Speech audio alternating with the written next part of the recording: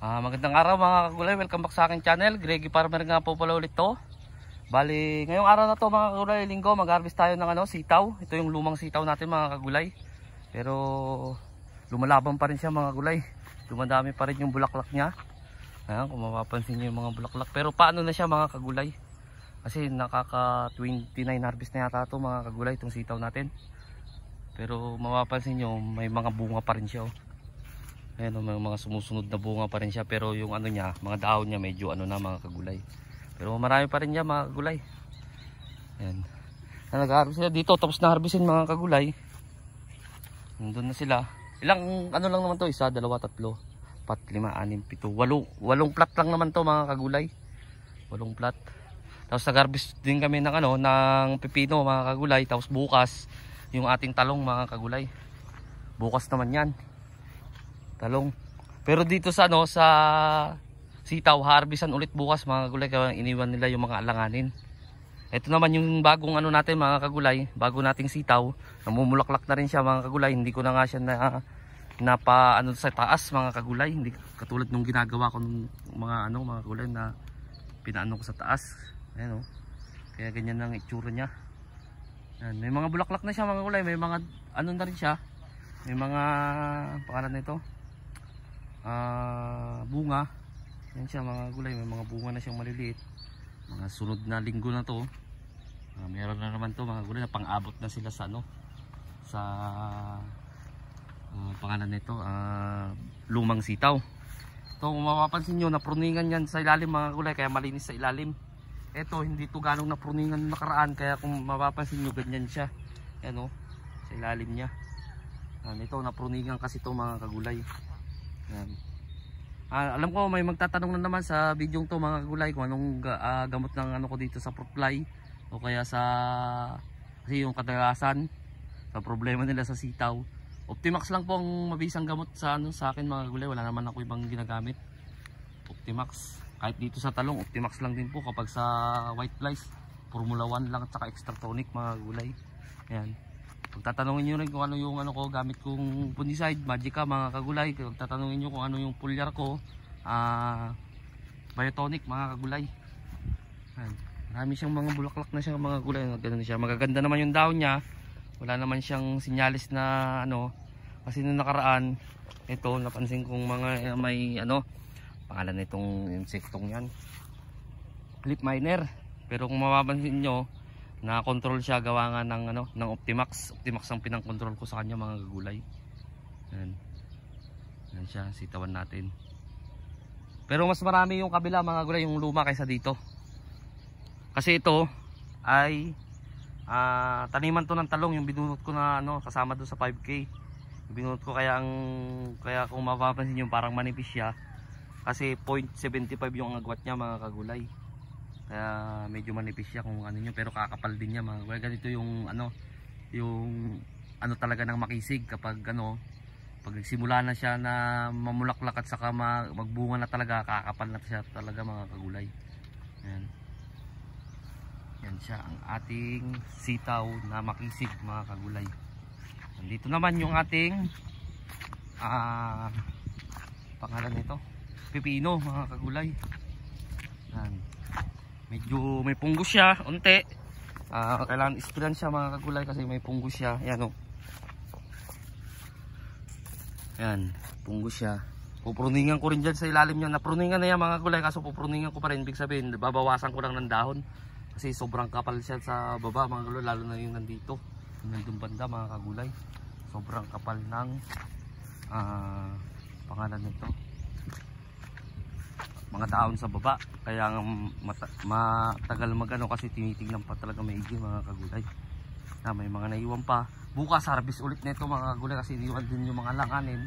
Halos araw-araw ang harvest nito, yung sitaw at saka yung sitaw, unti na lang ang harvestin doon kasi na-harvest naman ngayon. Ito rin, unti lang harvestin siguro bukas, mga 100 lang mahigit siguro, ganun. Pero okay na rin mga kagulay, may kasabayan tong ating talong na harvestin mga kagulay. Yan. 5 months na mahigit tong ating talong mga kagulay. Yan siya. Papakita ko na rin sa inyo yung update na sa susunod na lang mga kagulay. Papakita ko sa inyo yung update sa sili natin mga kagulay. Kumbaga ito, video na to para dito sa pag-harvest ng pipino at saka sitaw mga kagulay. At saka yung bagong sitaw, pinakita ko na rin sa inyo, pinupdate ko kayo mga kagulay. Ito naman yung ating lumang talong. Mga kagulay, titignan natin yung na-harvest na sa kasi tapos na-harvestin yung pipino natin mga kagulay. Bali ang ina-harvest na ngayon yung sitaw. Pero meron na siya na-harvest mga kagulay, nandun na yung sitaw, yung lumang sitaw mga kagulay.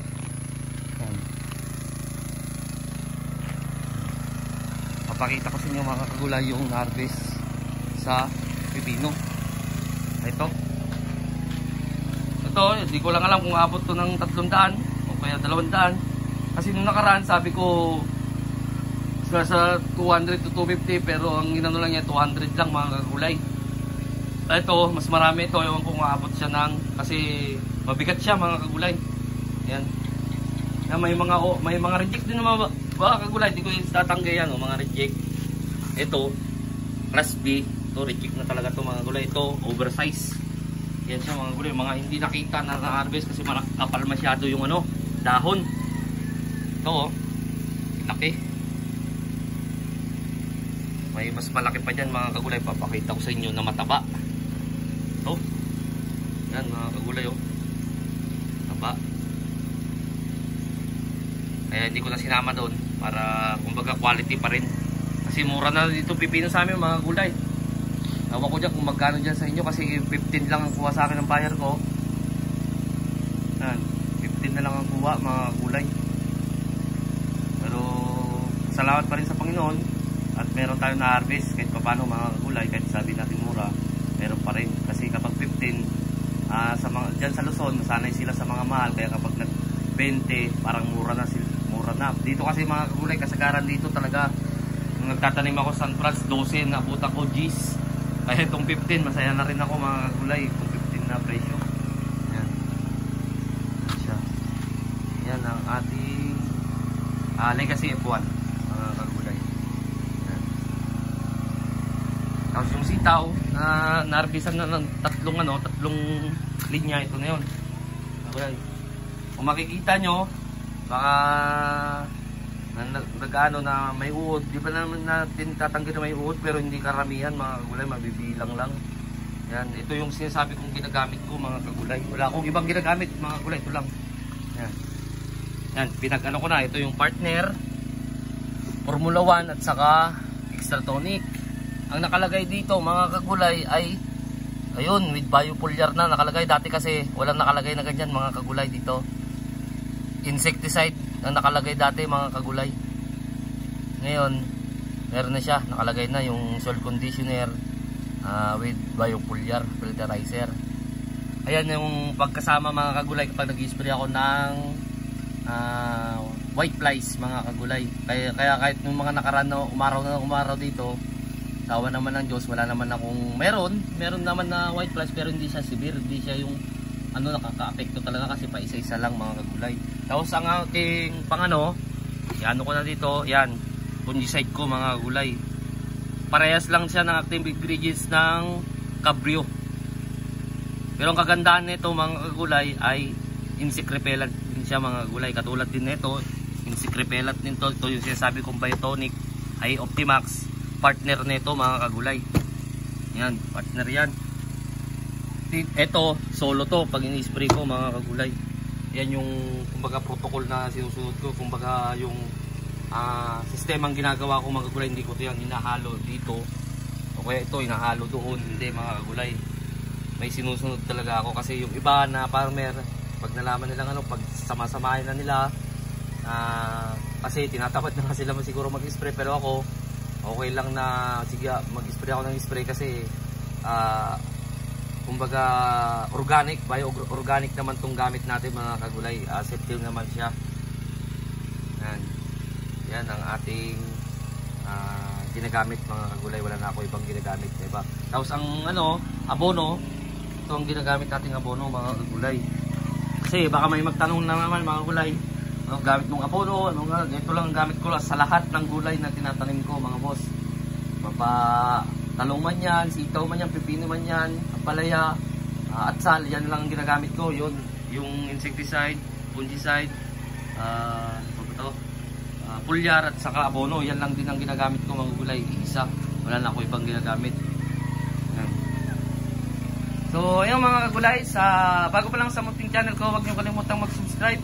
Click niyo na rin po yung notification bell para update kayo lagi sa gagawin kong video tungkol dito sa gulay ko, kung anong diskarte man, na kung may matututunan man kayo o wala, okay lang din mga kagulay. Kung gagayahin nyo man o hindi, okay lang din mga kagulay, wala namang mawawala sa akin. O baka sinishare ko lang yung mga diskarting ginagawa ko mga kagulay. Maraming salamat po ulit. God bless po sa ating lahat.